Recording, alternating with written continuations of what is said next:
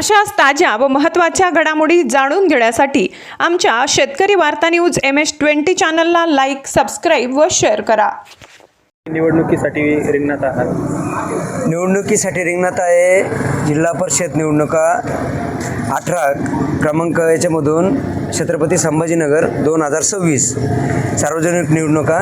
याच्यामध्ये माझं नाव आहे रामेश्वर रावसाहेब वेताळ. याच्यामध्ये महिला प्रवर्गाचं सीट असल्यामुळं माझी मिसेस अंबिका रामेश्वर वेताळ यांना मी उमेदवारी विकास महर्षी रायबंद जाधव विकास आघाडीमार्फत लढतोय. बरं, आता तुम्ही मतदारसंघात फिरतात, काय काय समस्या तुम्हाला? मतदारसंघामध्ये सगळ्यात पहिला प्रश्न असा आहे, जसं आपली गरज असते अन्न वस्त्र निवारा, जसे आपले सामान्य माणसाची गरज आहे, तसं इथं सगळ्यात जास्त जर आम्ही मतदारसंघामध्ये फिरतोय, मतदारसंघामध्ये सगळ्यात पहिले मुद्दा आहे शिक्षण, दुसरा आहे दवाखाना, सरकारी दवाखाना, आणि तिसरं आहे रस्त्याची समस्या. आता याच्यामध्ये असा प्रॉब्लेम आहे, शिक्षणाचा प्रॉब्लेम असा आहे का इथं भरती न झाल्यामुळे शिक्षकाचा अभाव कमी आहे.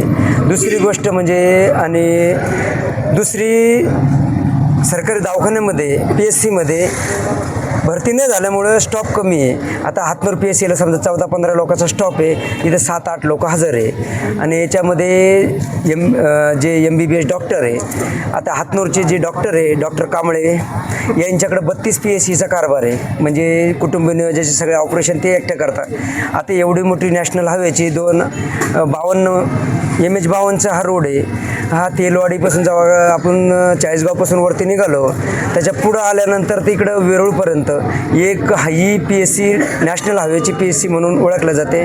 आणि इथं हातनूरला सर्वात जास्त ॲक्सिडेंटचं प्रमाण झाल्यानंतर सगळ्यात जास्त पेशंट येतात, पण डॉक्टरचा अभाव असल्यामुळं त्यांना उपचार भेटत नाही, आणि म्हणून 108ला फोन करून ते पेशंट संभाजीनगर शिफ्ट करावं लागतं. जर एवढं मोठे 6.5 कोटी रुपयाची जी PSC आता चालू आहे हातनूरला नवीन PSC, या नवीन PSCमध्ये आता चालू आहे, म्हणजे सगळ्या सुविधा उपलब्ध होत आहे, पण तरी पण डॉक्टरची समस्या पूर्ण झाली पाहिजे, याच्यासाठी आम्ही प्रयत्न करणार आहे. आणि दुसरी गोष्ट म्हणजे जे रस्ते, आता आम्ही आपल्या याच्यामध्ये जे आम्ही 23-24 गावामध्ये फिरतो आहे, त्याच्यामध्ये 80% गावाचे रस्त्याचा प्रॉब्लेम आहे, का जिथं जाण्यासाठी खूप प्रॉब्लेम येतात. लोकांना समजा सकाळी आल्यानंतर जाण्याच्या 2 चक्कर कधी त्यांनी मारल्या तर त्यांची स्वतःची तब्येत खराब झाली तर 3रे चक्कर ते दवाखान्यात जाऊ शकत नाही, असा प्रॉब्लेम आहे हा. बरं, आता निवडून आल्यानंतर सगळ्यात पहिले प्राधान्य कशाला द्या? सगळ्यात पहिले प्राधान्य तुम्हाला मी पहिलेच बोललो होतो, जसं समजा आपल्या सामान्य माणसाचं अन्न वस्त्र निवारा जसं आहे, सगळ्यात पहिले प्रॉब्लेम म्हणजे शिक्षणाचा अभाव सुधारणे. दुसरी म्हणजे PSCच्या दवाखान्यामध्ये ते डॉक्टर लोकांचे उपलब्ध करण्यासाठी प्रयत्न करणे. तिसरा म्हणजे जे रस्त्याचे प्रोग्राम आहे याच्यासाठी मागणी करणे.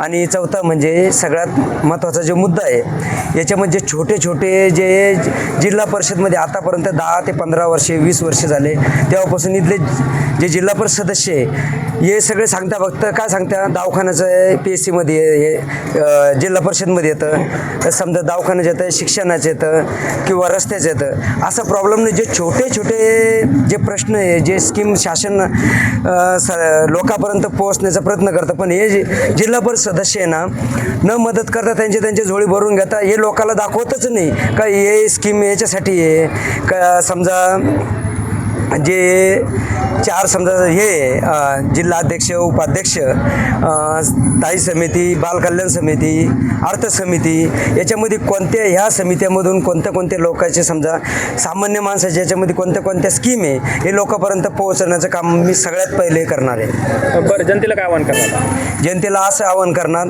जे माझ्या विरोधातले समजा BJPचे असो या याचे राष्ट्रवादीचे असो या काँग्रेसचे असो, हे प्रत्येक यांना असं आवाहन करणार, कारण की हे मुरब्बी आणि ठाकरे गट असो, हे म्हणजे जनशक्ती धनशक्ती विरुद्ध जनशक्ती अशी लढाई आहे. कारण की जे माझ्या विरोधातले जे उमेदवार आहे हे खूप लॉड आहे.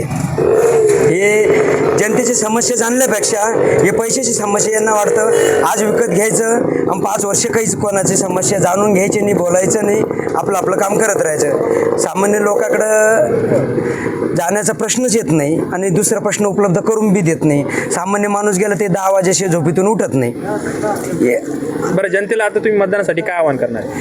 मतदानासाठी एवढंच आव्हान करणार आहे कमी एक सामान्य माणूस आहे, साधं म्हणजे ग्रामपंचायत सदस्य मी 5 वर्षापूर्वी लढवली होती. आता 9 तारखेला आमचा कार्यकाळ संपणार आहे ग्रामपंचायतचा. ग्रामपंचायतमध्ये केलेल्याचं म्हणजे सामान्य माणूस आल्यानंतर त्याचे जर आपल्याकडून जीव होता होईपर्यंत आपण कामं पूर्ण केलेली आहे. आताच्यामुळं मी जसं ग्रामपंचायतमध्ये केलं तसे झेडपीमध्ये तुम्हाला मी पहिलेच सांगितलं, सामान्य लोकांची जेवढी समस्या आहे, सामान्य लोकांचे छोटे छोटे प्रॉब्लेम आहे, सामान्य लोकांना कोणत्या स्कीमा येणार आहे, कोणत्या स्कीमा राबवल्या पाहिजेत आणि याच्यापासून त्यांचा कोणता फायदा आहे हे दाखवण्याचा प्रयत्न करेन.